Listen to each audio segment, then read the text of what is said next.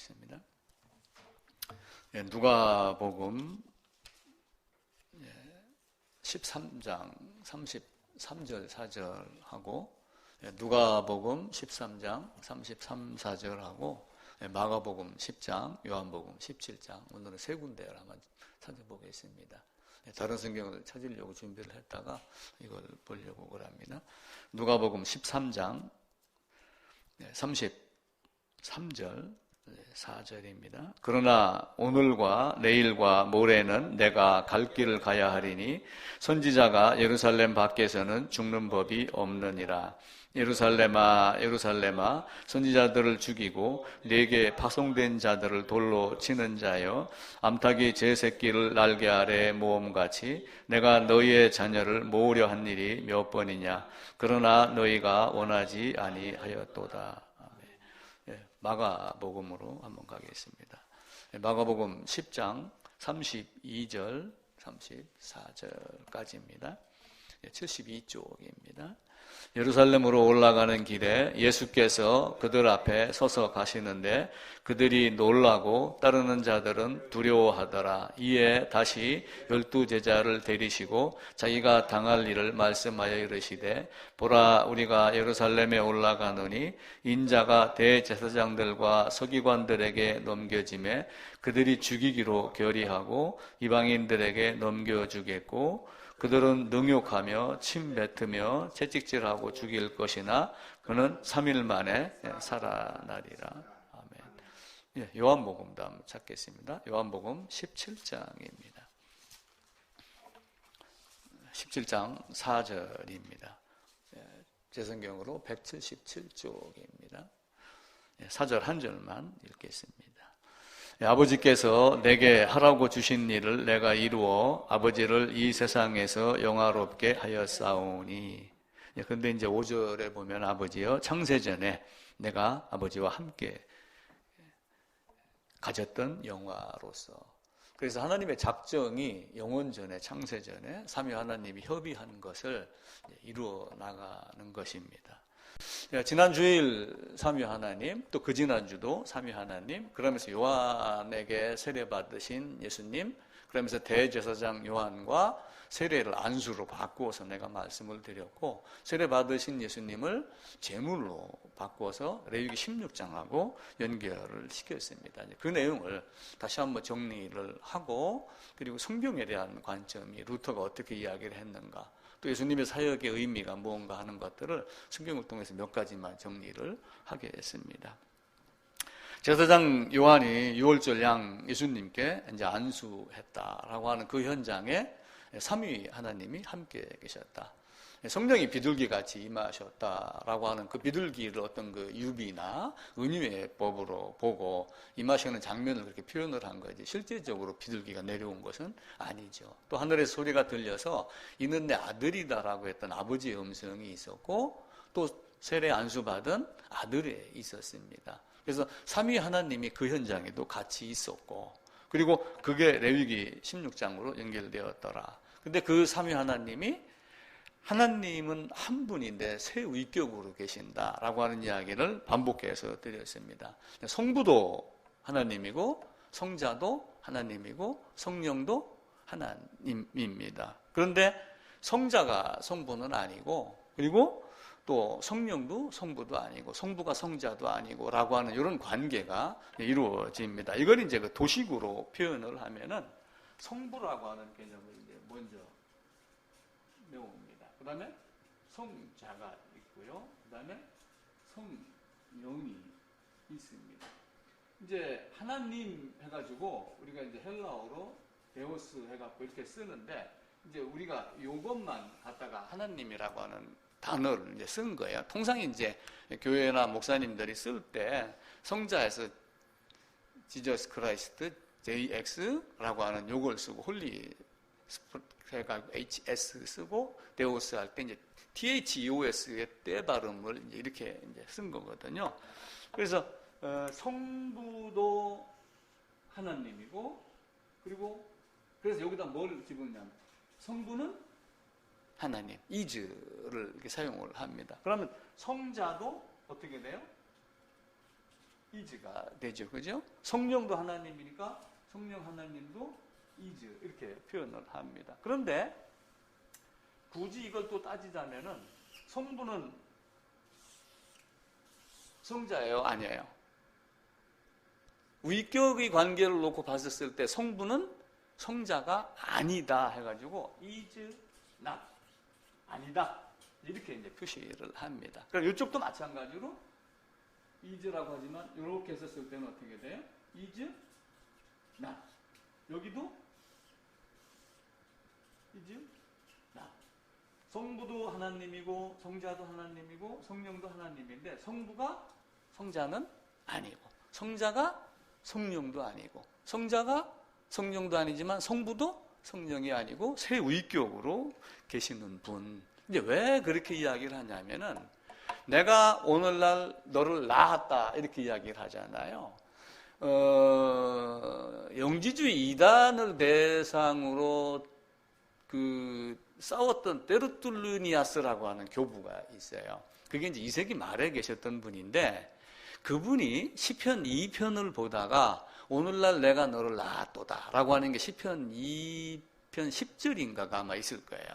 그걸 보면서 삼위 하나님의 개념을 생각하기 시작하였다 라고 이제 역사는 그렇게 교회에서는 그렇게 이야기를 합니다. 내가 오늘날 너를 낳았도다. 내가 이렇게 전 이사야서에도 보게 돼 이사야 48장인가 보면은 내가 여호와께서 뭘 보냈노라라고 하는 내가 보내는 그 성령과 성부와 성자에 대한 이야기를 해요. 그 테르툴리니아스가 그래서 요 삼위 하나님의 개념을 이야기를 한 거예요. 그런데 이제 성부가 내가 너를 낳았도다, 내가 너를 보냈도다라고 하는 이 말을 무엇으로 표현을 하냐면은 발생한다 이렇게 이야기를 해요. 발생한다. 우리 발전기 돌리잖아요. 뭔가를 일으켜갖고 보낸다. 제너레이션이라고 하는 제너레이터 개념을 갖는 거예요. 그래서 성부가 성자를 발생했다.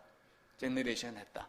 이렇게 하면 내가 너를 낳았다라고 하는 개념을 가지고 있고 이제 위라고 하는 한자 하나가 뭐가 있냐면은 자리라고 하는 위 이것도 있지만 위자라고 해가지고 아들에게 속했다라고 하는 속하다라고 하는 위를 쓰는 것이 있어서 또 하나는 성자는 아버지께 속했다 아버지 아들이다라고 하는 위자라는 단어를 씁니다. 그런데 아버지가 아들을 낳았다 아버지가 아들을 발생해서 내보냈다 그래서 발생한다라고 하는 단어를 씁니다. 그 다음에 또 하나는 성자는 그러니까 어떻게 돼요? 성부에게 속한다라고 하는 위자라고 하는 게 그래서 아버지가 낳았으니까 성자는 성부에게 속한다. 아들은 성부에게 속한다. 위자라고 하는 단어를 써요. 그래서 이런 단어는 이제 외워놓으시면은 좋습니다. 발생 위자. 그 다음에 아버지가 성령을 보냈어요. 발출시킨다 이렇게 이야기를 해요. 발출. 그래서 성부가 성령을 발출시켰다라고 하며 근데 이제 보냈을 때 아버지만 보낸 게 아니라 내가 아버지께 이야기해서 성령을 보내겠다라고 이렇게 얘기를 하며 요한복음 15장인가 17장인가를 보게 되면 아버지와 아들이 같이 보내는 장면이 나와요. 성부가 성자가 성령을 자 그러니까 성부가 성자를 낳았어요. 그럼 성자가 뭘 보냈어요? 내가 갔다가 오겠다, 내가 너를 보내겠다 이렇게 되죠. 보낼 때는 설령 같이 보냈어도 순서가 있겠어요, 없겠어요? 그래서 이게 뭐가 되냐면은 제1위가 되는 거예요. 제1위. 그래서 아버지가 아들을 낳았으니까 이게 뭐가 되냐면은 제2위가 돼갖고 성부와 성자와 성령. 근데 어떤 데는 고린도후서 13장에 군가 보게 되면은 성자를 또 앞세워요. 근데 왜 그랬는지는 우리가 잘 모릅니다. 아마 은혜를 강조하기 위해서인 건지 모르지만 그러니까 이게 뭐가 돼요? 당연히 제3위가 되죠. 성부가 성자를 낳았다. 성자는 성부에게 속하였다. 아버지가 아들을 보냈다. 아버지가 성령을 보내고 내가 갔다가 다시 오고 내가 아버지께 이야기해서 성령을 보내겠다. 이렇게 하다 보니까 자동적으로 1, 2, 3, 1, 2, 3가 결정이 돼요. 그러니까 제1위, 제2위, 제3위. 이게 이제 3위 하나님의 입니다. 그런데 우리는 통상 이거를 어떻게 표시를 하냐면은 그냥 원 하나를 그려가지고 도식으로 할 때는 그냥 한 분 하나님. 여기서 우리가 볼 때는 한 분 하나님이에요. 근데 또 보면은 뭐가 보여요? 세 위격이 보이는 거예요. 성부와 성자와 성령이. 그런데 한 분 하나님이니까 위격으로 구분은 하고 우리가 구별은 하지만 사실은 분리가 된 게 아니잖아요. 그렇지? 한 분 하나님이니까. 그래서 그러면은 성부가 먼저야? 성자가 먼저야? 이런 시간적인 순서의 개념이 아니라는 거예요. 그럼 아버지가 높고 아들은 낮겠네? 고저도 아니란 말이에요. 그럼 하나님이 창조했고 아들은 와서 죽었으니까 힘의 크기도 아버지가 크고 아들이 작겠네? 이런 힘의 크기 차이도 아니란 말이에요. 왜 그러냐 하면은 영으로 계시는 분이잖아요. 몸이 있어요, 없어요? 몸이 없단 말이에요. 영으로 계신단 말이에요. 그럼 한 분 하나님이 이렇게 계시면서 성부도 하나님이고 성자도 하나님이고 성령도 하나님이에요. 그런데 몸이 없는 영이란 말이에요. 몸이 없으니까 공간 안에 누가 어디에 위치해 있는지 크기가 풍선 부르면은 내 입김에서 나간 수많은 공기 H2O가 어디에 있는지 알아요, 몰라요? 몰라요. 그래서 높낮이의 시간의 순서, 어떤 크기 이런 개념이 아니라 동일하다. 한 분 하나님 똑같다. 제가 어떤 얘기를 드렸어요? 세 위격을 설명을 할 때 가장 좋은 방법은 세 사람하고 비교하는 것이 가장 좋다. 세 분이 계시지만 똑같이 찬송을 불러도 목소리가 다 틀리고 음이 다 틀리고 아무리 똑같이 부른다고 그래도 물론 합창단 연습을 하면 좀 같아질 수도 있겠죠. 그런데 다 달라요. 설령 목소리는 같아도 입술의 모양은 다를 수도 있죠. 다 다르는데 세 위격 한 분으로 계신 하나님은 본질이 동일하기 때문에 전혀 차이가 없다. 구별할 수가 없다. 우리가 구별은 하지만 구별이 되지 않는 분이다. 몸이 없으니까 공간 안에서 위치를 우리가 확인할 수가 없어요. 그래서 선후, 높낮이, 크기, 대소 이런 개념이 아니고 그냥 한 분 하나님. 공간을 함께 공유를 하니까 이런 면에서도 구분이 생겨요, 안 생겨요?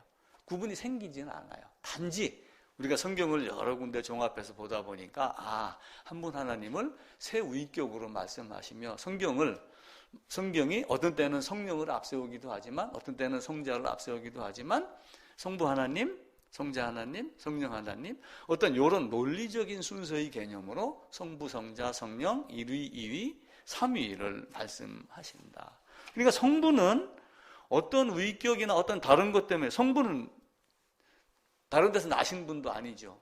보내심을 받은 분도 아니죠. 그러니까 성부는 제일 1위가 될 수밖에 없는 거예요. 다시 얘기를 드리면은 여기서 나왔기 때문에 나온 분이 갔다 다시 오고 보냈기 때문에 1, 2, 3위의 위가 됩니다.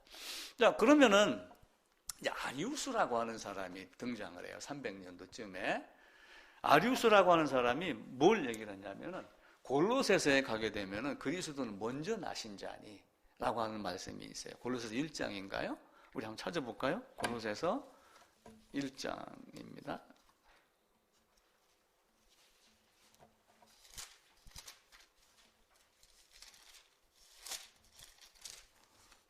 예, 골로새서 1장 14절입니다. 14절, 15절 두 절 읽을게요. 그 아들 안에서 우리가 속량 곧 죄 사함을 얻었도다. 그는 보이지 아니하는 하나님의 형상이시요 모든 피조물보다 먼저 나신이니. 그러니까 나보다 먼저 났죠. 그죠? 당연하죠. 근데 그분은 하나님이에요. 그러니까 먼저 나셨다고 하는 그 개념이 어떤 의미겠어요? 아버지에게서 나온 아들의 개념을 이야기를 한 거예요. 사실은 성자 하나님의 개념. 또 나셨다 하더라도 마리아의 몸에서 마리아에게서 나왔지만 그게 지금으로부터 2000년이 개념이 아니잖아요.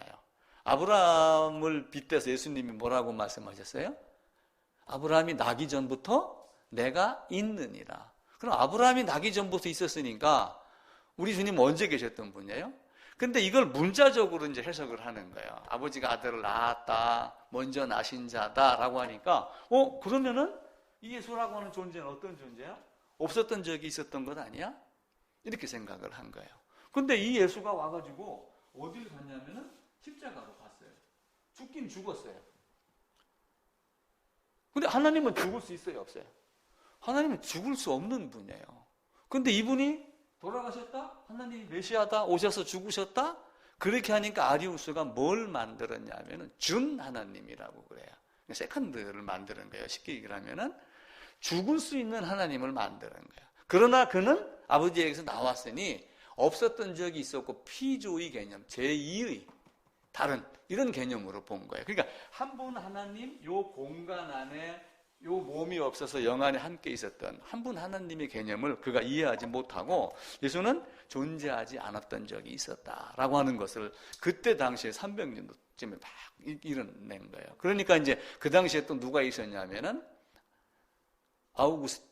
어거스틴이라고 하는 사람이 이제 또 거기에 대해서 삼위일체에 대해서 이야기를 하며 어거스틴의 그 책을 아우구스티스 그걸 보게 되면 이제 삼위일체 하나님에 대한 이야기를 막 너무 세밀하게 복잡하게 이렇게 정리를 해놔가지고 우리가 이 정도 수준으로만 이렇게 하는 거예요. 그러니까 죽으실 수 없는 하나님이기 때문에 준 하나님, 죽을 수 있는 하나님, 피조된 하나님을 만드는 거예요. 이게 아리우스라고 하는 논쟁이 되는 겁니다. 그래서 예수가 하나님의 아들이기 때문에 태어나기 전에는 존재하지 않았다.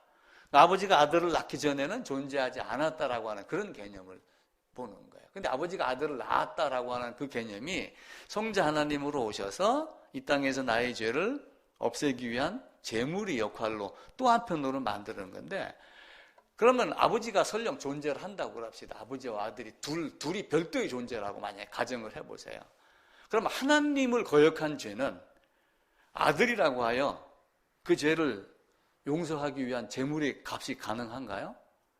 하나님께 범죄한 하나님께 허물을 입힌 죄는 인간의 하나님 한 분 이외에는 그 어떤 것도 그 제물에 해당할 수가 제물로 갚을 수 있는 능력이 아무도 없어요. 단지 하나님 한 분, 그분만이 용서를 할 수 있는 거예요. 결국은 예수님이 오셔서 십자가로 가셨다는 얘기는 결국 이분이 성부 하나님이 우리가 얘기하는 한 분 하나님이 사람이 보기에 이렇게 오셔서 제물로 오셔갖고 이렇게 한 건데 이제 아리우스는 그걸 착각을 한 거죠. 그래서 지난주에 성부도 세상을 창조했고 성자도 세상을 창조했고 성령도 창조했다. 성부가 창조한 것 우리가 일반적으로 하나님이 세상을 창조하셨다라고 하는 것을 이제 성부의 개념으로 받아들이는 겁니다. 그러다가 이제 골로새서에 가게 되면은 그가 모든 만물이 그에게서 나오고 그를 위하여 하며 그리스도 예수님도 세상을 창조한 것 요한복음 1장 또 골로새서 1장 15절, 17절, 뭐 히브리서도 한번 찾아가 볼까요? 그 뒤로 가셔가지고 히브리서 1장입니다. 1장 옛적의 선지자들을 통하여 여러 부분과 여러 모양으로 우리 조상들에게 말씀하신 하나님이 2절입니다. 이 모든 날 마지막에는 아들을 통하여 우리에게 말씀하셨으니 이 아들을 만유의 상속자로 세우시고 또 그로 말미암아 모든 세계를 지으셨느니라. 볼 수 없는 하나님을 하나님의 은혜를 우리에게 보여주신 거예요. 그게 성자 하나님의 개념입니다. 그래서 성령도 창세기 1장 2절에 보면 성령의 사역이기도 하죠. 그러면서 성령 잉태됐기 때문에 예수님이 이 땅에 온 것은 또한 아버지가 보내셨지만 또 한편으로는 누구의 사역이에요? 성령의 사역이라고도 말씀을 합니다. 그래서 태초의 말씀이 이 말씀이 하나님과 이 말씀이 곧 하나님이시니라. 그러면서 그가 세상을 창조했고 그로 말미암아했고 이런 모든 모습들을 보면서 삼위 하나님이 같은 사역을 하셨다라고 보시면 됩니다. 그러면서도 각 위격에 따라서 대표적인 사역으로만 표현을 하는 거예요. 그러니까 역할이 구분되어 있다 이 개념으로 하면 안 됩니다. 역할이 구분된 게 아니고 그냥 대표적인 사역으로 우리 구별을 하기 때문에 창조하셨다, 대속하셨다, 실행하셨다 라고 하는 이런 개념 정도로 성부와 성자와 성령을 보시는 겁니다. 스스로 온 게 아니고 아버지께서 보내셨다 이렇게 말씀을 하지만 내가 하나님과 동등됨을 취하지 아니하고 라고 하는 것 자체가 동등되며 스스로 올 수 있는 능력이 계셨던 분이에요. 왜냐하면 스스로 버릴 권세도 있고 다시 얻을 권세도 있는 분이기 때문에 스스로 오셨지만 또 한편으로는 아버지와 아들이 관계, 위격의 관계 안에서 아버지께서 나를 보내셔서 오셨다. 이렇게 이야기를 합니다. 근데 부활도 마찬가지로 내가 부활했다. 나는 버릴 권세도 있고 다시 얻을 권세도 있다라고 그러면 부활은 누가 한 거예요? 예수님 스스로 한 거예요. 그런데 또 성경에서는 아버지께서 부활하게 했다라고 이렇게 이야기를 하죠. 그래서 요런 이제 구절에 있는 것들을 우리가 이제 오해하지 아니하고 새 위격을 구분하면서 한 분 하나님의 사역으로 또 성령의 능력으로 살아났다라고 하는 게 베드로전서 3장 18절에 보면은 베드로의 말에 성령의 능력으로, 히브리서 있으니까 뒤에 베드로전서도 한번 찾아봅시다. 3장 18절입니다. 380쪽이네요.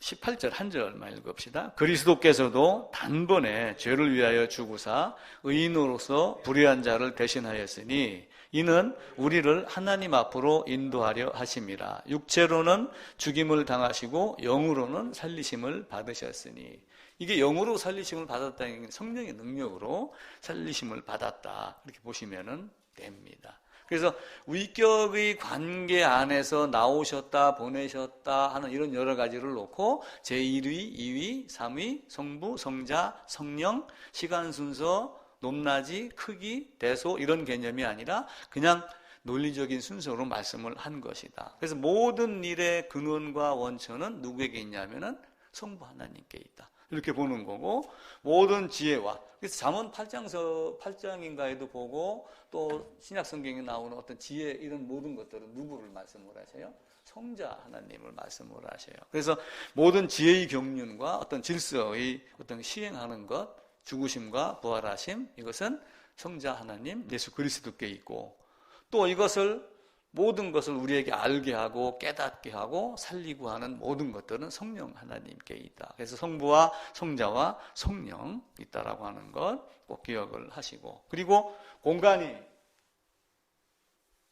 보이지 않기 때문에 선후 이런 개념이 없다. 그래서 서로 안에 침투해 계시나, 이렇게 말씀을 해요. 서로 안에 침투해 계시나 구별되고, 구별이 되나 서로 안에 침투해 되시고, 이것을 제일 확실하게 이야기할 수 있는 것이 그리스도의 일위성이에요. 그래서 그 그리스도 일위성에 들어가면은 그 사람 이름이 갑자기 생각이 안 나네. 네스트리우스인가 하고 또 한 사람이 있는데, 그 두 사람이 이제 섞였다 안 섞였다 이 개념을 갖고 또 싸우기도 하고 그럽니다. 그래서 구별이 되나 서로 안에 침투해 계시나 구별된다라고 하는 것, 몸이 없기 때문에 공간에서 위치의 구별이 되지 않는다라고 하는 것, 또 세 사람으로 설명하는 게 가장 좋다라고 하는 것. 그래서 우리가 이제 일반적으로는 아까 얘기를 드렸던 대로 성부도 하나님, 성자도 하나님, 성령도 하나님 해갖고 이제 이퀄의 개념으로 이즈라고 하는 개념을 이렇게 설명을 하는데, 그리스도가 자기 자신에게 대해서는 뭐라고 얘기를 할 수가 있어요? 성부와의 관계에는 성자다 이렇게 이야기를 하지만 자기 자신에 대해서는 내가 하나님이다 이렇게 말할 수 있어요, 없어요? 있습니다. 그래서 로마서 9장 5절에서도 그는 그리스도는 하나님이다 이렇게 말씀을 하죠. 내가 그라라고 하고 아버지와 나는 하나다라고 하면서 이제 보이는 자에게만 보이는 거예요. 어쩌면 그게 이제 비유나 많은 은유, 유비로 이렇게 말씀하셨던 그 우리 주님의 어떤 비유법 이런 것들을 우리가 생각을 하시고, 성자와 성령, 성자와 성부 이렇게 분리했기 때문에, 분리해서 말씀을 했기 때문에 성부는 성자가 아니다. 그래서 요걸 이제 하나로 표시를 할 때는 이렇게 가지고 성부가 성자는 아니다, 성자도 성령은 아니다, 성령도 성부가 아니다 라고 하면 대체적으로 그냥 이런 정도로 표시를 하며 삼위일체 하나님을 이해를 합니다.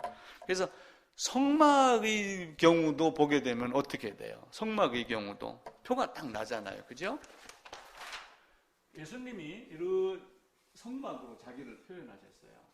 내가 문이니 라고 하면 문의 개념을 말씀을 하셨잖아요. 이게 100규빗인가 그렇죠?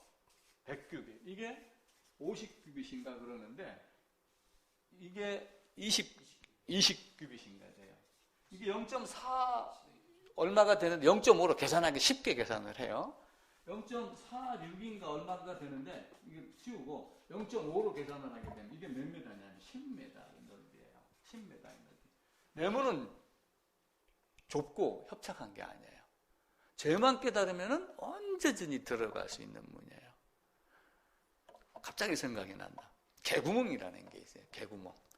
옛날에는 울타리가 이렇게 나무로 많이 돼 있었잖아요. 또 세멘 벽도 이렇게 깨져갖고 조그만 구멍이 생기는 경우가 있어요. 지구가 같이 황토로 쏙까지 꽉 차서 이런 게 아니라 그 브로커를 보게 되면 구멍이 연탄같이 구멍이 뚫린, 그래서 잘못해 톡톡 치면 깨져요. 구멍이 딱 나면 그 구멍으로 누가 드나들어요? 개, 닭이 드나들어요. 그리고 도둑놈들이 드나들어요. 그래서 개구멍으로 들어간다. 그렇게 이야기를 해요. 자, 근데 개구멍으로 통과를 할 때 한 가지 특이한 점이 있어요. 내 머리만 들어가면 몸이 통과한다는 이론이 있어요. 머리만 들어가면 몸이 빠져나갈 수가 있대요. 그래서 성막으로 들어가는 문이 좁고 협착한 게 아니라 머리가 크기 때문에 들어가지 않는 거예요.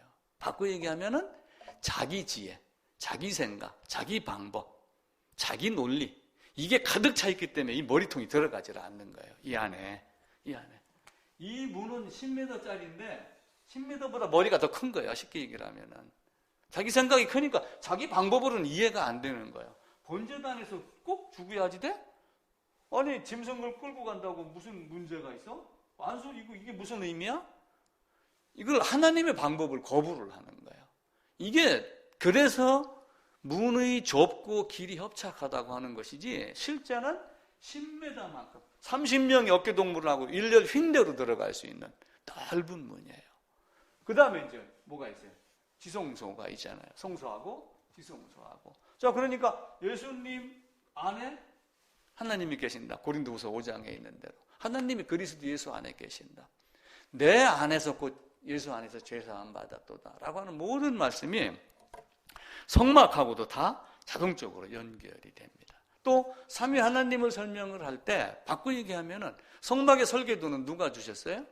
하나님이 모세에게. 성전의 설계도는 다윗이 솔로몬에게. 그런데 다윗이 솔로몬에게 주면서 하나님이 이걸 나에게 그려주셨다 이렇게 말씀을 하셔요. 그러니까 성부, 성자, 성령 이 순서도 정확하게 말씀을 합니다. 또 아브라함이 그 아들 이삭에게 모든 것을 주었다라고 하며 동일시시키는 거예요. 사실은 나를 본 자는 아버지를 보았거늘 이렇게 하며 아버지와 아들과 보냈다 보내지 않았다라고 이렇게 위격으로 말씀을 하지만 한 분 하나님이라고 하는 거죠. 그 한 분 하나님이 요단강, 세레이강, 안수의 강 있으면서 지난주에는 레위기 16장하고 연결을 시켜가지고 이렇게 말씀을 드렸습니다. 이제 우리는 무슨 생각을 자꾸 하냐면은 양과 염소를 이야기를 해요. 양은 오른편에, 염소는 왼편에. 그러니까 양은 좋고 염소는 악이다 이렇게 얘기했죠. 그죠? 그러니까 예를 들어서 악이 있으면은 이건 양이야, 양. 이거는 염소. 이게 언제냐면 신약에서 그렇게 이야기를 하는 거예요. 신약에서. 근데 염소는 악한가요? 악하지 않은가요? 염소는 악하지 않아요. 악하지 않기 때문에 아사셀 염소로 사용을 한 거예요. 염소는 자, 레위기 11장으로 한번 가보겠습니다. 레위기 11장. 레위기 11장 160쪽입니다. 제 성경으로 160쪽. 2절부터 제가 읽을게요. 이스라엘 자손에게 말하여 이르라. 육지의 모든 짐승 중 너희가 먹을 만한 생물은 이러하니 3절 같이 한번 읽읍시다. 너희 모든 짐승 중 굽이 갈라져 쪽발이 되고 새김질하는 것은 너희가 못돼. 그럼 굽이 갈라졌다는 얘기는 무슨 얘기예요? 물론 이게 알레고리 개념은 아니지만은 굽이 갈라져서 쪽발이 됐다라고 하는 것을 두 개로 구분을 해갖고 일반적으로 선악을 구분한다. 생명과 생명이 아닌 것을 구분한다. 이런 개념으로 봐요. 또 하나는 새김질하는 건 뭐예요? 말씀 묵상이에요. 쉽게 얘기를 하면은. 말씀을 먹고 돌밭에 뿌리고 거부하고 가시밭에 뿌려져서 근심 걱정하다 내버리고 길가에 뿌려져서 새가 와서 쪼아먹는 이런 개념이 아니라 말씀을 먹고 꿀꺽 삼키는 거예요. 아, 맞아. 그렇지 하면서 계속 묵상해 나가는 것. 제가 엉뚱한 말을 드린 거예요. 어쩌면은 대한민국에서 제가 제일 처음 얘기한지도 몰라요. 제사장 요한이 예수님께 안수했다. 제사장 요한이 제물에게 안수했다. 안수가 세례가 동의어다. 안수와 세례가 유의어다. 제가 그런 개념으로 보는 거예요. 세상 모든 사람이 말을 안 했는데 내가 그 말을 했다고 해보세요. 누군가 또 한 사람도 있을지 모르죠. 근데 그 말을 딱 받아먹고 계속 묵상을 하는 거예요. 그게 책임질이라고 하는 거예요. 근데 이 책임질하는 동물이 신명기로 한번 가봅시다. 신명기 14장입니다.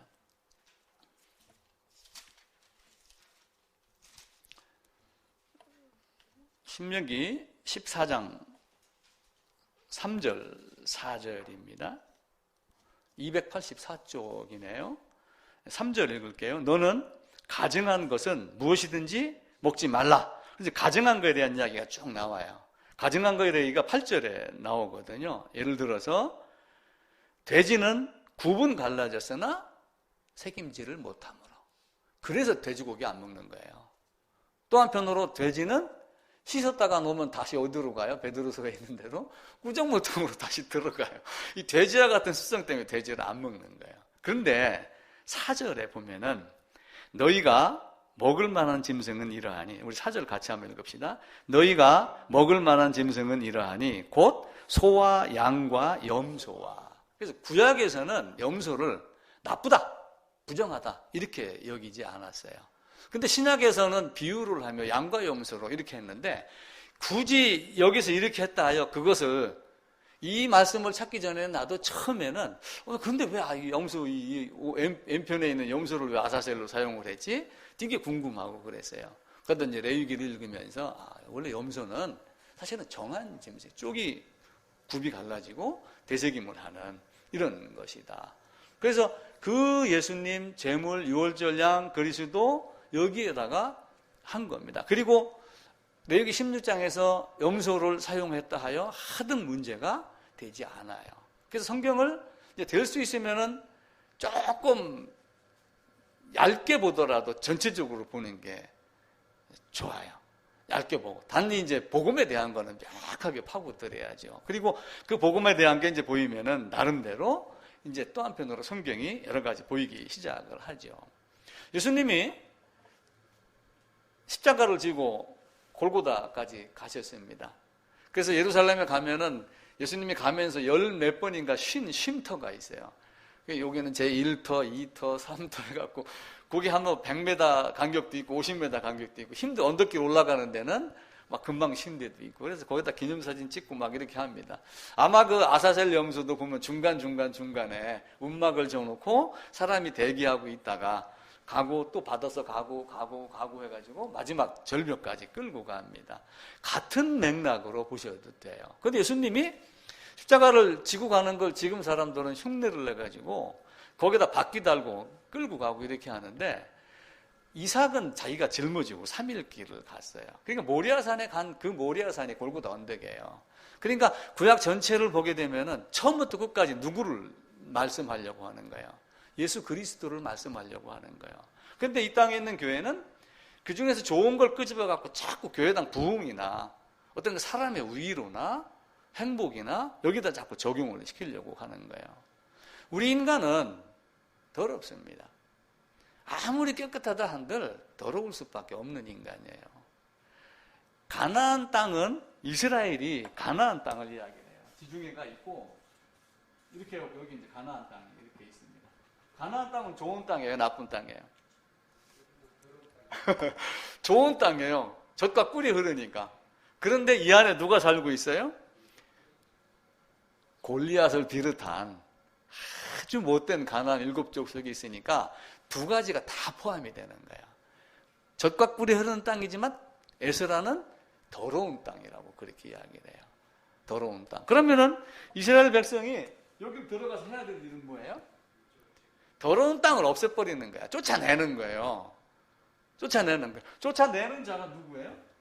출애굽한 자예요. 쉽게 얘기하면 거듭난 자, 구원받은 자, 아까 어디 우리 성경에서 읽었던 대로 죄사함 받은 자, 이 사람들이 자기의 생각과 몸뚱아리에 있는 더러운 것들을 다 걷어내는 게 뭐예요? 성화. 성화의 모습. 그래서 성화를 두 가지로 구분을 해요. 크게 구분을 해가지고 사망과 생명이 있어요. 사망, 생명. 사망, 생명이 있는데 죄로 있다가 딱 죄값을 치르고 거듭난 존재. 이거를 이제 박영돈 교수는 자기 말로 근본적 성화라고 그러는데 아주 적당한 말이라고 생각을 해요. 근본적 성화. 근본적으로 성화가 된 거예요. 근본적 성화는 없어져요, 안 없어져요? 안 없어집니다. 결국은 이 근본적 성화라는 개념이 거듭남이라고 하는 거예요. 목욕탕 갖다 놓으면 나오는 그 순간에 물기 닦을 그때가 가장 깨끗해요. 그게 근본적 성화의 개념이에요. 그 다음부터는 아무리 조심을 해도 먼지가 생겨요. 먼지가 생겨요. 저희 집에 화장실 문을 딱 열고 들어가면은 이렇게 여기가 욕실이 있고 여기가 세면대가 이렇게 있어요. 그러면은 양치질만 하고 여기서 목욕을 하고 씻고 내립니다. 근데 한 일주일 지나고 나면 바닥에 먼지가 굉장히 많아. 내가 쓴 것도 없고 먼지 뿌린 것도 없는 다시 지나간 것밖에 없거든요. 그럼에도 그런 게 나와요.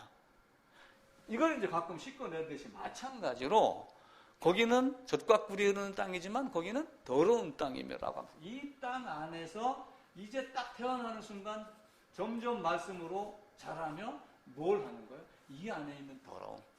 내 안에 있는 더러움. 내가 옛날에 그런 생각하고 살았지. 이제는 이거 버려야 돼. 옛날엔 이거 잘한다고 이거 자랑했었지. 아니야, 이것도 버려야지 돼. 모든 거 다 버리는 거예요. 그래서 바울 같은 사람이 똑똑한 사람도 그래서 나는 죄인의 괴수다라고 하는 거예요. 나는 내 지식을 자랑하지 아니하였다라고 하며 밖에 나가는 거예요. 그게 이제 스스로 그 더러운 땅을 누가 들어가냐면은 거듭난 자가 들어가서, 그러니까 이 안에 들어가는 것은 조건은 딱 뭐냐면 거듭난 자가 들어가서 쫓아내는 것. 구원받은 자가 성화의 과정을 거치는 것. 그래서 이 성화를 여기서는 근본적인 성화, 여기서는 점진적인 성화. 점진적인 성화라고 이렇게 람프로 되면 좋지만 또 이게 이론대로 안 되니까 이론과 실제는 다르거든요. 근데 이렇게 넘어질 때도 있고 이렇게 올라갈 때도 있고 자빠질 때도 있고 여러 가지가 있는데 이게 그래도 이렇게 톱니처럼 올라가야지. 올라가다가 내가 옛날에는 이겼는데 내가 옛날에는 내 어릴 적에는 내가 젊었을 때는 이 꼰대라고 그러죠. 여기서도 꼰대 얘기를 하면 안 돼. 이게 계속 톱니처럼 올라가다도 점점 성화가 더 아름답게 빛나는 과정이 돼야지 돼요. 근데 간혹 어떤 경우가 있어요. 자빠지고 넘어지는 사람이 있어요. 그래서 요한 1서에서는 그렇게 이야기를 해요. 결국 자빠지고 넘어지면서 그들이 우리에게 나간 것은 우리에게 속하지 아니함을 드러내려 합니다. 사실은 뭐냐면 담 넘어온 자의 개념이 된 거예요. 그러니까 성막을 놓고 보더라도 여기에서 성막이 이렇게 있는데 이 성막의 높이가 얼마냐면은 약 한 2.5m가 돼요. 2.5m가 되는데 이게 세멘 블록으로 이렇게 만들어 놨으면 넘어가기가 쉽겠죠. 근데 세멘 블록이 아니에요. 중간에 말뚝 몇 개 받고 여기는 다 뭐예요? 천으로 된 거야. 담 넘어갈 수가 없어요. 넘어갈 수 없는. 그리고 여기는 뭐가 지켜요? 성전 군사가 있단 말이에요. 레위 지파가. 그러니까 담 넘어갈 수가 없죠. 그런데도 담을 넘어온 자가 있는 거야. 지금 이 세상에서. 물리적으로 이게 보이지 않으니까. 그러면서 찬송 잘하고 전도 잘하고 뭐 성경 뭐 암송 많이 하고 뭐 하고 그러면은 믿음이 좋은 자. 그때 누가 설교했죠? 혁진이 설교했는가? 믿음이 좋고 나쁘고가 아니라 있고 없고의 차이다. 성경은 그래서 내가 구원받은 자냐 아닌 자냐를 먼저 따져야지 돼요. 내가 설령 넘어져도 겨다녀도 이 안에서의 어린아이가 좋지 이 안에서의 장성한 자는 의미가 없는 거예요. 우리 하나님의 편에서 그걸 봐야지 돼. 근데 사람들이 이 안에서 이걸 보는 거야. 계속해서. 그러니까 키가 큰 자는 골리앗같이 키가 큰 자도 있어요. 골리앗까지 키가 큰 자는 이게 2.5m보다 키가 더 커가지고 이렇게 커가지고 이 안을 들여다볼 수 있는 거예요. 그런 사람이 있겠어요, 없겠어요? 지금은 책으로, 드론으로 다 보듯이 지식으로 내가 더 안다 이런 경우가 많이 있는 거예요. 근데 하나님은 그걸 여기지를 않아요. 하나님은 그렇게 하지 아니하고 그 아사셀 염소로 그렇게 이야기를 하죠. 그래서 아사셀 염소로 갈 때 제가 어떤 얘기를 드렸어요? 아사셀 염소를 갈 때 이만한 이제 이 성에서 아사셀 염소를 끌고 갑니다. 그런데 이 아사셀 염소다가 뭘 먼저 해요? 안수를 먼저 해요. 그러면서 이렇게 가지고 언덕으로 가는데 초소가 운막이 있다고 그랬죠? 이게 한 열 몇 개인가 돼요. 그러면서 뭐라고 얘기했냐면 지고 가라, 지고 가라. 이렇게 이야기를 해요. Take and go, take and go. 지고 가라, 지고 가라. 그러니까 take라고 하는 게 내가 가져가라 그 얘기예요. 우리가 슈퍼 가면은 이마트 가면 1+1 이렇게 얘기를 하잖아요. 그죠? 1+1. 이게 영어로 하게 되면은 take one, 이 앞에다 이걸 먼저 써야지. buy one, take one. 이게 1+1 개념이거든요. 내가 한 개를 사면 한 개 거저주겠다라고 하는, 가져가라는 얘기예요. take and go, take and go, 지고 가라, 지고 가라. 뭘 지고 가는 거예요? 죄값이 아니라 죄인을 지고 가는 거예요. 하나님이 미련하신 분이 아니에요. 사과 다 따고 이제 사과 끝! 이렇게 하시는 분이 아니란 말이에요. 철이 바뀌면 사과가 또 나는 거 알잖아요. 죄가 죄를 낳고. 그죠? 욕심이 잉태한 즉 사망을 낳고. 그 욕심이 결국 뭐예요? 죄인에게서 죄가 나온다. 콩 심은데 뭐 나요? 콩 심은데 콩 나요. 그럼 콩을 따면 콩이 안 열리나요? 우리는 우리나라 수준만 보고 따지고 있어요. 고추는 몇 년 농사예요? 고추 1년 농사죠? 제가 라오스 가서 보니까 고추 나무가 있어. 고추를 하나 심어놓고 고추만 따는데 그 고추가 계속 열려. 따로 안 해도. 지금 우리나라는 어떻게 해요? 말로 비틀어져 뽑아내고 새로 심잖아. 내가 거기서 그걸 보고 또 하나 느낀 거야. 죄인에게서 죄가 계속 나온다. 이 고추를 안 열리게 하려면 어떻게 해야 돼요? 고추대를 뽑아버려야지 돼요. 내가 라오스 가서 깨달은 그거 한 가지야. 메콩강이 넓다도 깨달았지만은, 그래서 우리의 삶 중에서도 많은 것들. 자, 오늘과 내일과 모레는 내가 가야 할 길을 가리니. 그렇게 하면서 요한복음 17장에서 아버지께서 하라고 내게 주신 일을 다 이루었습니다. 이게 성경이 우리에게 이야기를 하는 거예요. 하나님은 우리에게 많은 것들을 말씀하시면서 내가 어떤 존재인가를 성경으로 이야기를 해요. 이 성경이 무엇을 말하는가? 그 성경이 무엇을 말하는가를 우리가 자꾸 지금 연구하고 공부하고 이렇게 합니다. 그럼에도 불구하고 성경이 구원에 대해서 이야기를 한다라고 하는 걸 알지만 너희가 내게로 나오지 않는다. 이렇게 말씀을 하죠, 성경은. 근데 문제는 뭐냐면 성경 연구를 해야 되는 건 사실이에요. 근데 이게 뭘로 연결을 하냐면은 요 마음으로는 상한 심령으로는 안 하고 머리로만 하는 게 문제가 되는 거야, 지금. 근데 머리가 마음인 줄 사람들이 착각을 하고 있어요. 그래서 흔히 하는 말로 강의할 때 보면 그 이야기를 많이 해요. 당신들 여기서 얘기하면 고개 끄떡끄떡거리지만 여기서 끄떡끄떡 하다가 툭 떨어져 내려오는 머리에서 가슴까지의 길이가 30cm밖에 안 되는데 요 30cm 내려오는데 3일 걸리는 사람도 있고 300년 걸려도 안 내려오는 사람이 있다. 요 머리 안에 가득한 것 갖고 되는 게 아니란 말이에요. 그죠? 나는 자연인이다 프로그램이 있어요. 나는 자연인이다 보면은 첫 해를 누가 했냐면은 이승윤이라고 하는 사람이 첫 해를 했답니다. 지금 윤택이도 이제 같이 하는데 첫 신문 기사에 나온 거예요. 첫 해를 딱 방송하고 나서 그다음부터 안 하려고 그랬대요. 이렇게 장수 프로그램이 될 줄 몰랐지. 지금 고정 출연하니까 얼마나 좋아요. 자연 찾아다니면서 얻을 것도 많잖아. 그죠? 뭐 영지버섯도 얻어가고 막 집안에 가면 쌓였을 거야 아마. 근데 첫 해를 하고 그만두려고 했는데 그 이유가 뭐냐? 산속에 사는 사람들의 위생관념이 빵점인 거야. 비빔밥을 해주는데 손톱 밑에 때가 새까만 거예요. 냄비 보면 닦은 건지 안 닦은 건지, 개밥 주던 통으로 갖고 와서 하는 건지, 깨끗한 사람도 있지만 그런 사람도 있는 거야.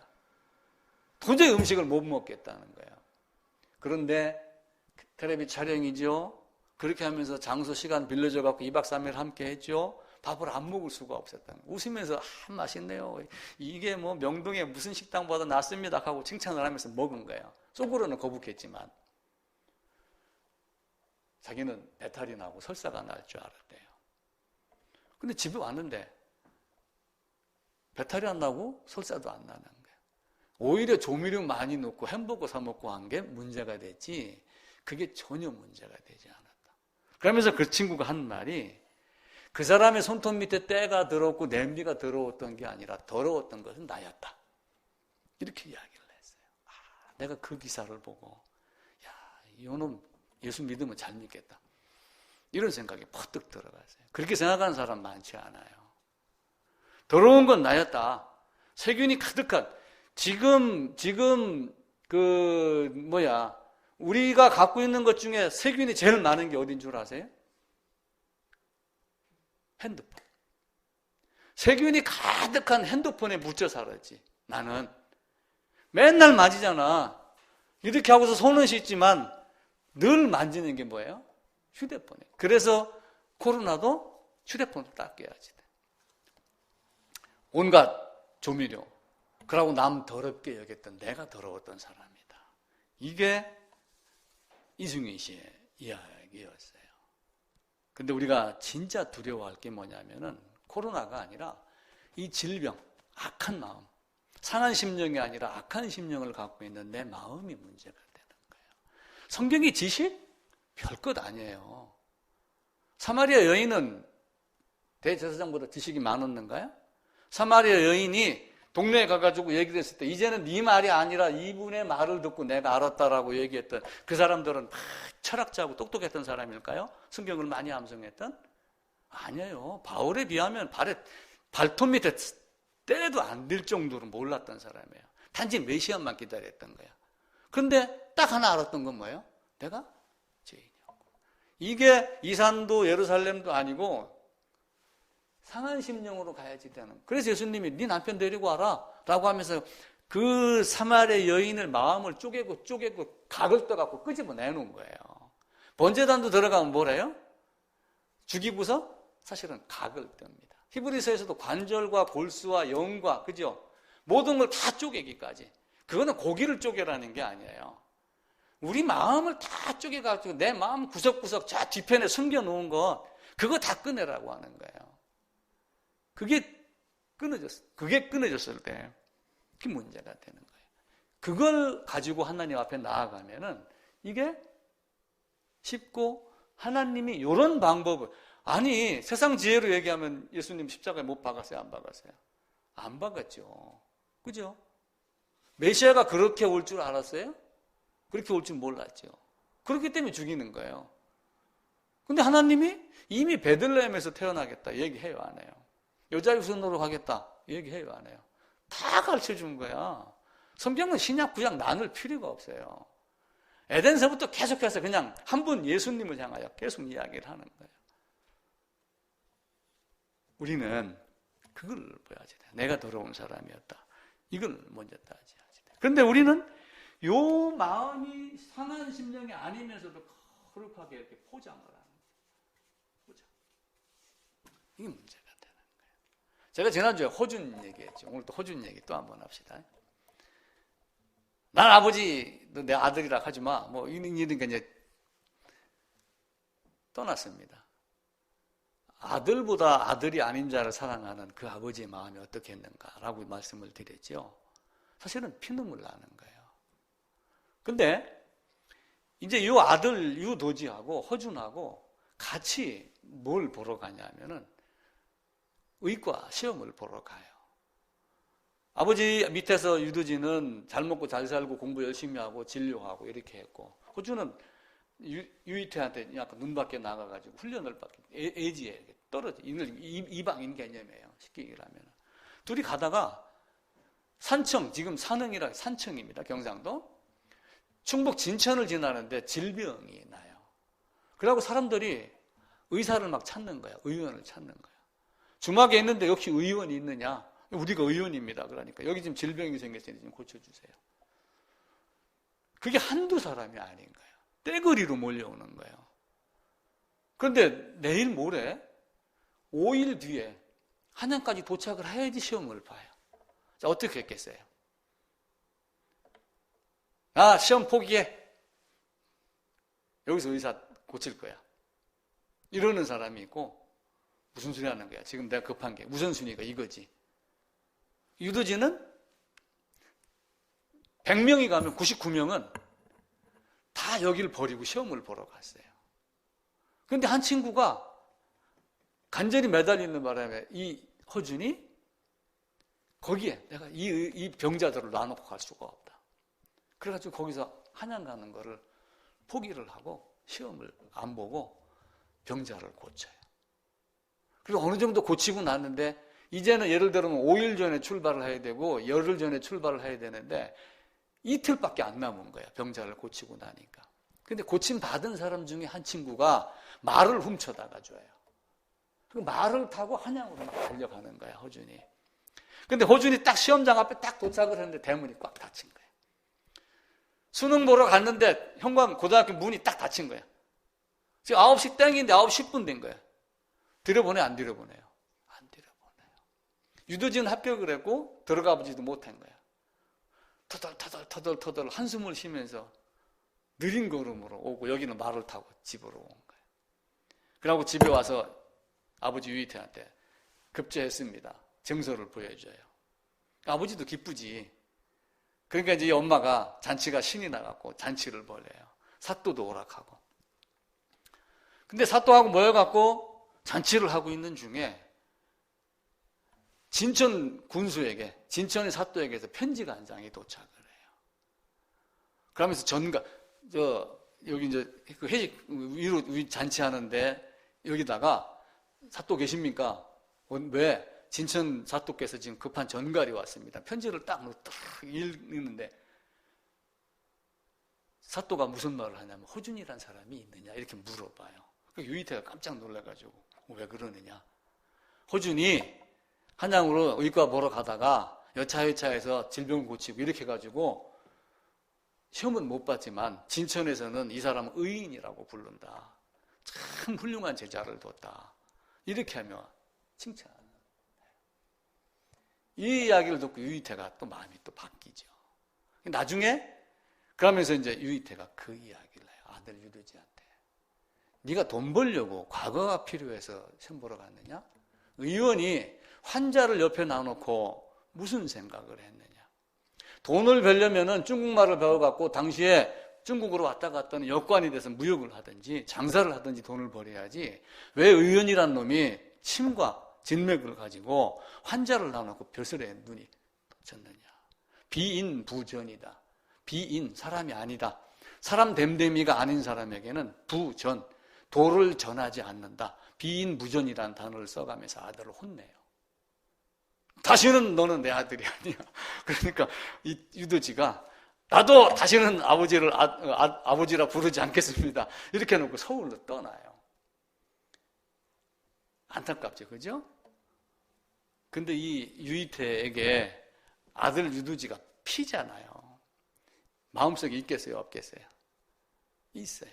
근데 이 유이태가 위암이 걸려갖고 이제 곧 죽습니다. 그 집에 살았던 예진이라고 하는 아가씨가 하나가 있는데 원래 유도지하고 혼사를 맺어주기로 한 거예요. 유도지는 혼자 떠났어요. 예진이는 남아있는 거예요. 근데 유이태가 이 예진이라는 사람을 불러가지고 딸같이 여긴 거지. 근데 한 가지 소원이 있다. 지금 한양으로 가서 도지한테 가라. 이게 내 마지막 부탁이다.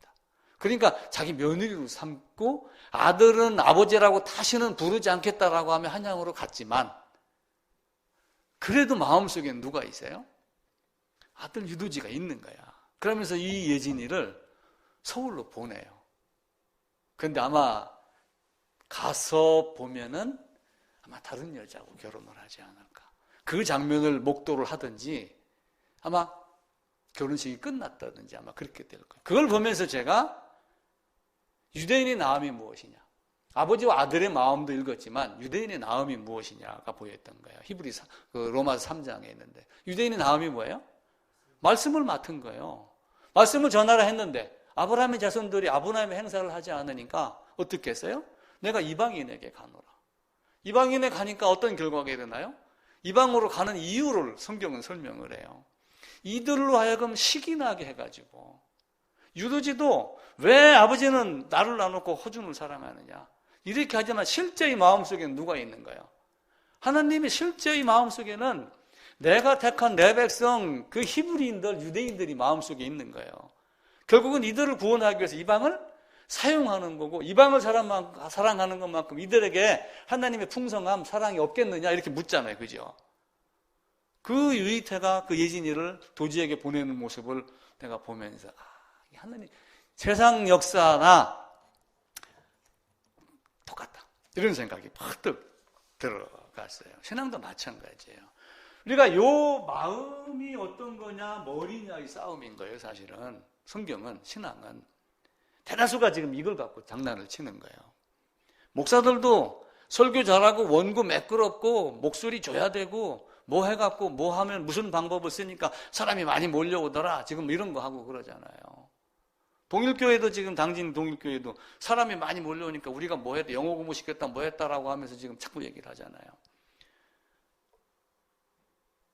이게 아닌 거예요.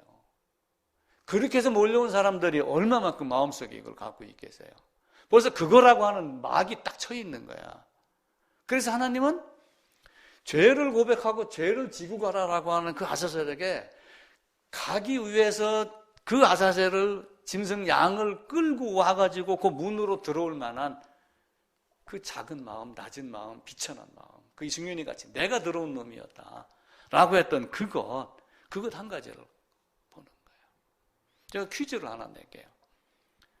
달을 가까이 보려면 어떻게 해야지 돼요? 저기 달이 있습니다. 오늘 밤에 이제 예를 들어 보름달입니다. 예를 들어서 보름달이 딱 뜹니다. 저 보름달을 잘 보려면 어떻게 해야 돼요?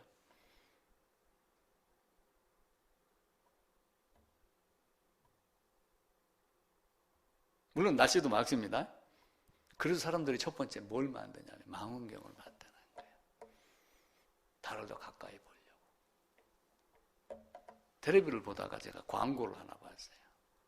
어떤 사람들은 달을 더 가까이 보려고 망원경을 준비하는 동안 한쪽에서는 달에 가려고 노력하는 사람이 있었다. 달을 밟았다는 거예요. 예수를 바라본 것과 예수 안으로 들어가는 것과 차이가 있어요. 성경은 예수를 바라보라고 그러지만 궁극적으로 바라보라는 초점은 뭐예요? 투예요. 투. 그 안으로 들어가라. 그 자리에 딱 함께 하라. 그 얘기예요.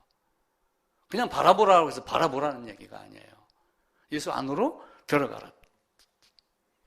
예수 안에 없으면 아무것도 안 돼요. 그래서 이 마음이 상한 자, 상한 심령이 있는 자는 하나님이 정한 재물의 방법, 재물로 인한 재물 안으로 들어간 대속과 대신의 신비를 알아야지 돼.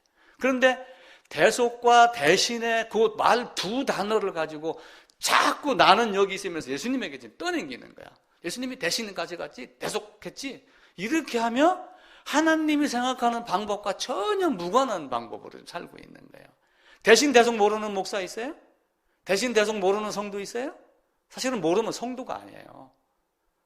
대신 대속이 아니라 재물 안에 들어간 대신 대속이 없으면 성도가 아닌 거예요. 목사도 아니고. 우리가 이 말을 어디선지 담대하게 할 줄 알아야지. 내가 당연히 할 말을 담대히 선포했다라고 하는 그 바울의 말. 그 다음에 또 하나는 뭐냐면은 나는 그렇게 알았습니다 라고 고백이 없으면은 이 막을 뚫는 게 굉장히 힘이 들어요. 들었으면 됐지 어떻게 쑥스럽게 그 얘기를 해. 근데 자기 부정이 안 되면은 새로운 길로 나가기가 힘이 들어요. 그래서 신앙이 어렵다는 거예요. 사람들은 그런 것 같은데 알았다. 나도 말은 그렇게 하는 거예요. 근데 하나님은 자기 부인을 분명히 하라는 거예요. 자기를 부인하지 않고 하나님께 나오려고 하면 나아갈 수 없다. 이게 묘한 겁니다. 그게 내가 이런 존재였습니다. 그걸 알아야지 돼요.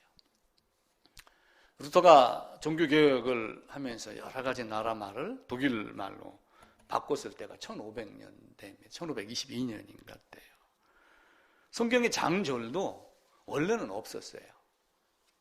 1500년도쯤 그때쯤에 장절을 그 이전인가 나누기 시작을 한 거예요. 그러다가 모 대학장인가 하는 사람이 학교에 학장 정도 되는 사람이 성경의 장을 구분을 했죠. 그런데 인쇄술이 발달되면서 성경을 좀 읽기 쉽게 하려고 야 원고 가지고 와 그러는데 마차 타고 가는 마부가 말 타고 인쇄소 가는 동안에 절로 나눴어요.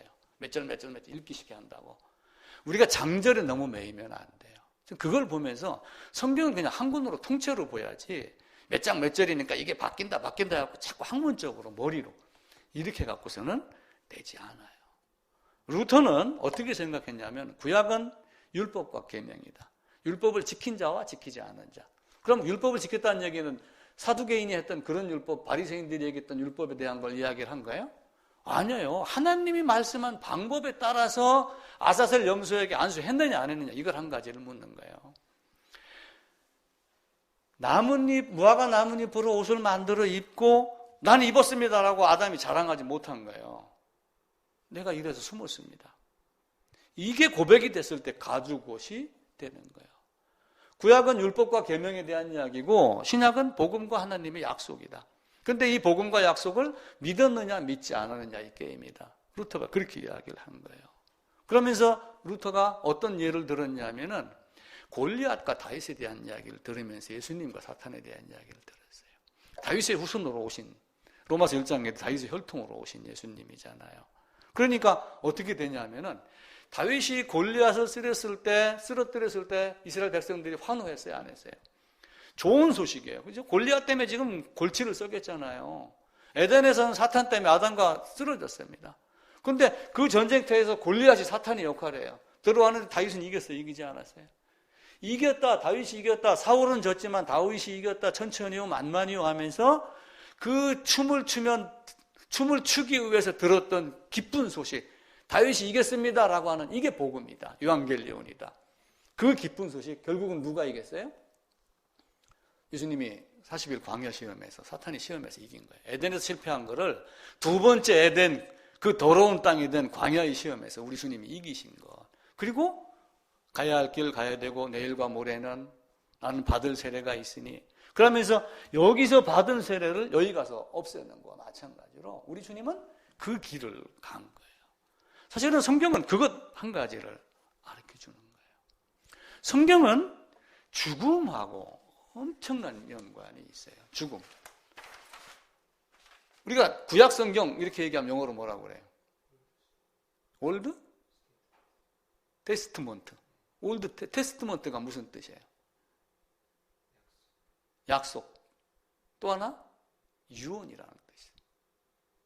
올드 테스트먼트. 그러면은 자, 올드 테스트먼트, 뉴 테스트먼트라고 하는 이 테스트먼트가 어떤 뜻이냐면은 약속, 유언, 유산 이런 여러 가지 의미가 내포되어 있는 거예요. 성경은 구약 올드 테스트먼트, 신약 뉴 테스트먼트 뭐하고 관계가 있어요? 히브리서에서 바울이 증거를 해요. 유언은 언제 효력이 발생을 해요? 유언한 자가 죽어야지 발생을 한다. 예수님이 죽음이에요. 죽음의 이유가 있는 거예요. 예수님이 어떤 자를 어떻게 하겠다라고 약속한 것을 예수님이 죽어야지 효력이 발생을 해요. 지구 가라라고 하는 게 거기서 다 해결이 됩니다. 히브리서 9장 한번 가보겠습니다. 히브리서 9장입니다. 16절입니다. 362쪽입니다.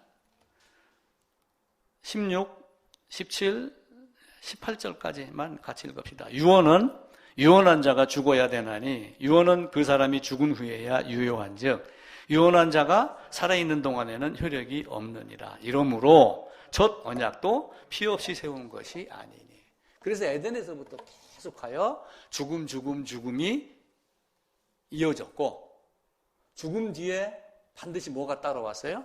부활이 따라왔었을 때 죽음이 해결이 되는 거예요. 그래서 부활했다라고 하는 것은 죽음을 전제로 하는 거예요. 부활이라고 하는 것은. 죽음이 전제가 되지 않는 부활은 있어요, 없어요? 없습니다. 올드 테스트먼트, 뉴 테스트먼트 뭐든지 다 죽음이에요. 구약에서 죽음을 계속해서 가르친 거예요. 무용으로. 율법과 계명으로. 그래서 구약, 율법, 신약도 율법, 구약도 은혜, 신약도 은혜. 율법으로 은혜를 얻는 방법을 구약에서 계속 가르친 거예요. 그 가르친 것을 예수님이 오셔가지고 이렇게 되는 거야. 마지막으로 딱 이야기를. 그리고 딱 은혜를 던져주고 갔는데 은혜가 나한테 다가오기 위해서 율법이 어떤 작동을 했는가. 그래서 율법을 폐하러 온 것이 아니라 율법을 완성케 하려 왔다. 그래서 사람들은 구약은 율법이고 신약은 은혜니까 율법이 폐하해졌다라고 자꾸 생각을 하는 거예요. 율법은 폐하해져요, 안 폐하해져요? 율법은 폐하해질 수가 없습니다.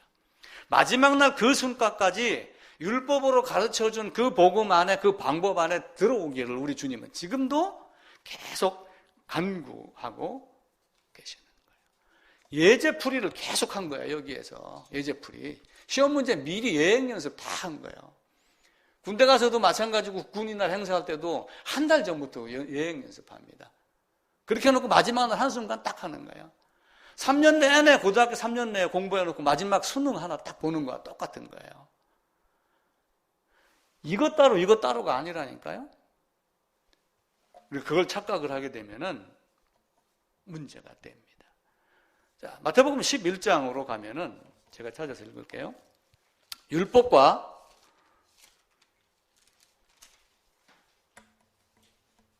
11장 13절입니다. 모든 선지자와 율법이 예언한 것은 요한까지니 라고 하는 거예요. 왜 요한까지가 돼요? 율법이 완성 때문에 그러는 거예요. 그 율법의 완성을 미리 보여준 거예요. 그 현장에서. 그걸 미리 보여주고 내가 받을 세례가 있고 내가 오늘과 내일과 모레는 내가 가야 할 길을 가리니 그러면서 앞장서서 가셨고 그리고 아버지께서 나에게 하라고 주신 일을 내가 다 이루었다라고 하며 요한복음 19장 30절에서 끝. 그러면은 여기 계시지 않고 살아나셨느니라. 부활. 이게 하나님이 우리에게 한 겁니다. 그래서 이 성경을 우리가 삼위 하나님이 어떻게 역사를 하셨는가라고 하는 것을 잘 보고 헛된 일에 매여지면 안 됩니다. 스펄전은 이렇게 이야기를 했어요. 이 땅에 있는 사람들이 바벨탑을 많이 쌓는데 스펄전 설교집에 보니까 그 얘기가 나와요. 예를 들어서 유아세례, 입교, 성찬의 기초 위에 바벨탑을 쌓는 사람들이 이 땅에 너무 많다. 그렇게 되어 있어요. 형식에 다 매여 있는 거예요. 가톨릭의 형식을 없앴다라고 그러지만은 일부를 끌어다가 자기 입맛에 맞는 형식을 큰 교단이 많은 등치 큰 사람들이 권세 있는 자가 만들어 놓고 안 따르면 안 되는 걸로 지금 되어 있는 거예요. 성경은 입교 얘기하지 않아요. 성경은 유아세례 얘기하지 아니하고. 나도 유아세례 여기 하진이 주고 우리 손자하고 주고 내가 우리 애들한테도 주려고 했었어요. 근데 이제 그게 약간 또 한 사람이 나로 인해 실족할 것 같으니까 내가 그걸 하지 않았죠. 근데 그것이 바울의 말대로 내가 연약한 자를 얻기 위해서 내가 연약한 자가 되고 강한 자를 얻기 위해서 율법에 속한 자가 되고 하는 말로 한다라고 하면은 나는 내 아이들을 얻기 위해서 아이들이 앞으로 신앙을 뿌리 받기 위해서 해야지 됐었어요. 근데 스펄전은 그렇게 이야기를 하는 거야. 이런 걸로 인해 가지고 거기다가 바벨탑을 쌓고 있다. 근데 그 교단에서 헌법 만드는 거 가지고 매이면 안 되는 거예요. 모 교회에서 법으로 했다가 법으로 지금 당할 것 같다 그 얘기를 저한테 한번 하셨죠. 이게 법이라는 게 그러는 거예요. 하나님이 법이 아닌 다른 법에 매이면은 그렇게 되는 거예요. 루터는 그리스도가 행한 일, 그리스도의 기적 이런 일들을 많이 아는 게 복음을 아는 것이 아니다. 루터가 책을 쓰면서 그렇게 이야기를 했어요. 또 교리와 계명을 안다고 복음을 아는 것이 아니다. 그 루터가 얘기했던 아는 것은 뭐예요? 복음이에요. 학문적으로 정리하고 이러는 게 아니라 진짜 내가 어떤 존재인가. 그냥 단순하게 종교개혁을 일으킨 사람 우리가 이렇게 생각하지 말고 그 종교개혁을 일으키면서 그 사람이 생각했던 그 복음의 내용이 무언가를 우리는 자꾸 필요에 따라서 찾아야지 돼요. 왜냐하면 그 사람들이 기록했던 것들이 일부 전해지는 게 있잖아. 그죠? 지금의 설교가 아니라 그런 사람들 것, 그리고 교부들 것, 이런 걸 우리가 많이 참조를 해야지 됩니다. 그러면서 루터가 추천했던 성경이 있어요. 요한복음. 요한복음은 예수님이 행한 일에 대한 내용이 없어요. 예수님이 왜 오셨고 어떤 일을 하셨고 십자가에 대한 이야기만 계속 한 거예요. 나머지 세 개의 복음서는 뭐 이 병자부터 뭐 온갖 잡동사니를 다 집어넣었어요. 근데 요한복음은 그렇게 하지 않았어요. 그러면서 로마서를 또 이야기를 해요. 세상의 역사, 사건, 이적, 기적 이런 거 한 개도 기록하지 않았다. 단지 뭐예요? 왜 죄인이 됐고 어떻게 해서 죄를 없앴는가? 그것 한 가지를 이야기를 했다. 로마서. 또 베드로 전서에서 그렇게 했다. 그러면서 요한복음, 로마서, 베드로 전서를 많이 보기를 권했어요. 물론 설교를 하기 위해서 예화를 안 들고 또 뭐 사례를 들기 위해서 다른 것들을 많이 보고 또 하긴 해야 돼요. 그럼에도 불구하고 엑기스를 볼 줄 아는 눈이 있어야지 된다. 그러면서 거기다가 갈라디아서를 또 하나 플러스를 했고 요한 1서를 플러스를 했어요. 그러면서도 이제 야고보서에서는 지푸라기 서신이라고 이제 실수를 했죠. 콩심문대 콩나고 팥심문대 팥납니다. 죄가 죄를 낳고 죄인이 죄를 낳는 거예요. 사과나무가 사과 맺히고 고추나무가 고추를 합니다.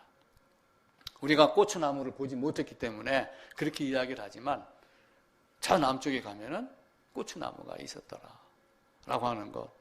한 사람이 범죄가 모든 사람이 범죄가 돼요. 로마서 5장 12절입니다. 꼭 한번 한 주간 묵상을 해보세요. 로마서 5장 12절. 한 사람으로 모든 사람이 죄인이 됐어요. 그리고 고린도 후서입니다. 고린도 후서 5장 14절인가요? 한 사람이 죽음이 모든 사람이 죽음이 됐어요. 자, 이번 주는 한 주간 묵상하면서 두 가지 한번 해보세요. 로마서 5장 2절입니다. 한 사람이 범죄하였으므로 모든 사람이 죄를 지은 것이다. 그럼 내가 왜 죄를 졌어요? 아담이 지은 것이지. 이거 한번 생각해 보세요. 제가 3년, 4년, 5년, 7년째 지금 이야기를 하는 거예요. 또 하나 고린도후서 5장 14절을 보면은 한 사람이 모든 사람을 대신하여 죽었은즉 모든 사람이 죽은 것이라. 예수님이 대신했으니까 나도 죽은 거야. 이렇게 말하지 말고 진짜 죽으라는 얘기예요. 진짜. 물리적인 죽음을 죽이라는 거예요. 그런데 물리적인 죽음을 영적인 관계 안에서 죽으라고 하는 거예요. 바울은 위대한 사람이에요. 바울은 위대한 사람. 설교를 이제 마칩니다. 근데 여러분도 한 가지 한번 꼭 한 주간 생각을 해보세요. 바울이 왜 위대한 사람이었는가? 바울이 왜 위대한 사도라고 하며 이방인의 사도가 되며 그리고 바울이 사도로서 행한 일이 무언가? 바울이 로마서를 기록하고 갈라디아서를 기록하고 이렇게 하면서 여러 가지 성경을 우리에게 줬지만 바울이 위대하다 소리를 들을 수 있도록 행한 일이 한 일이 무엇인가? 라고 하는 걸 한 주 생각해 보세요. 요거 하나 하고 그 다음에 두 번째는 바울에 대해서 꼭 한번 여러분들 생각해 보는 시간이 되기를 부탁을 드립니다.